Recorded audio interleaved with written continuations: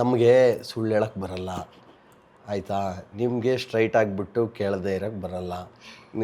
ಅದಕ್ಕೆ ಸ್ವಲ್ಪ ಸೆಟ್ಲ್ ಆಗಿ ಆಮೇಲೆ ಕೇಳೋಣ ಅಂತ. ಇರೋದನ್ನ ಹೇಳ್ತೀನಿ. ನಾನು ಒಬ್ಬನೇ ಫೈಟ್ ಮಾಡ್ತಾಯಿದ್ದೀನಿ. ನನಗೆ ಜನಗಳನ್ನು ಮನರಂಜಿಸ್ಬೇಕು, ಜನಗಳ ಪ್ರೀತಿನ ಗಳಿಸ್ಬೇಕು.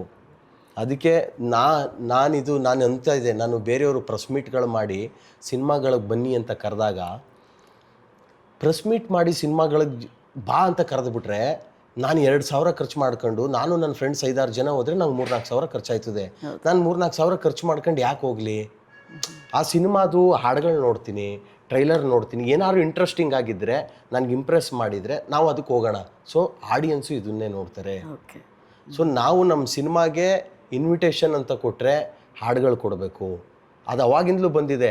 ಹಾಡುಗಳನ್ನು ನೀನು ಎಷ್ಟು ಅವ್ರಿಗೆ ಬರಬೇಕು ಅಂತ ನಾವು ಅನ್ನೋ ಥರ ಮಾಡಬೇಕು ಅಂತ ಹಾಡುಗಳು ಕೊಡಬೇಕು. ಮತ್ತು ಸಿನಿಮಾದಲ್ಲಿ ನೀನು ಏನು ಮಾಡಿದ್ಯಾ ಅಂತ ಟ್ರೈಲರ್ ಬಿಡಬೇಕು.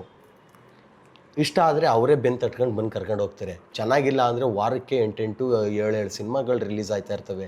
ಎಲ್ಲದಕ್ಕೂ 2-2 ಸಾವಿರ 3-3 ಸಾವಿರ ಖರ್ಚು ಮಾಡ್ಕೊಂಡು ಜನ ಎಲ್ಲಿಂದ ನೋಡ್ತಾರೆ ಅಲ್ವಾ? ಈಗ ಎಲ್ಲರಿಗೂ ಮಿಡಲ್ ಕ್ಲಾಸ್ ಫ್ಯಾಮಿಲಿ ಅಂದರೆ 40,000, 50,000, 30,000 ಇರುತ್ತೆ. ಹಳ್ಳಿ ಗ್ರಾಮೀಣ ಅಂದರೆ 20,000 ರೂಪಾಯಿ ಇರುತ್ತೆ. ಡ್ರೈವರ್ಗಳು 20,000, 25,000 ದುಡಿತಾರೆ ಅಲ್ವಾ? ತಿಂಗಳಿಗೆ ಒಂದು ಸಿನಿಮಾ ನೋಡ್ಬೋದು ಅವರು. ವಾರದಲ್ಲಿ 8-8 ಸಿನಿಮಾ ರಿಲೀಸ್ ಆಗ್ತಾ ಇರುತ್ತೆ. ಒಳ್ಳೆ ಸಿನಿಮಾ ಯಾವುದು ಅಂತ ಹುಡುಕ್ತಾ ಇರ್ತಾರೆ. ಹುಡುಕತ್ಕೇನು ಟ್ರೈಲರು, ಸಾಂಗ್ಸ್ಗಳು ಹುಡುಕ್ತಾರೆ. ಇವನ್ನ ಅಚ್ಚುಕಟ್ಟಾಗಿ ಮಾಡ್ಕೊಂಡು ಹೋದರೆ ಚಿಕ್ಕ ಸಿನಿಮಾ ದೊಡ್ಡ ಸಿನಿಮಾ ಅಂತ ನೋಡಲ್ಲ, ಜನ ಸಿನಿಮಾ ಗೆಲ್ಲಿಸ್ತಾರೆ ಅನ್ನೋದು ನನ್ನದೊಂದು ನಂಬಿಕೆ.